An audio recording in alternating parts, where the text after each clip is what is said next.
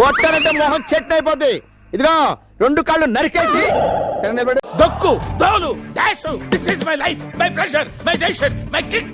2 కాళ్ళు నరికేసి సరిగ్గా 2 కాళ్ళు నరికేసి రోడ్డు మీద తోసానంటే తోపుడు బండి మీద కూర్చొని నడిపించు నానావా నడి సముద్రమున దేవా అని ఇల్లు తిరిగి అడుక్కోవాలి.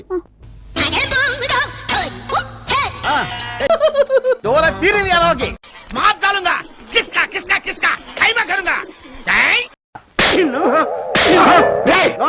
మూసేయంటే ఎందుకు చెప్తున్నాను అర్థం చేసుకో.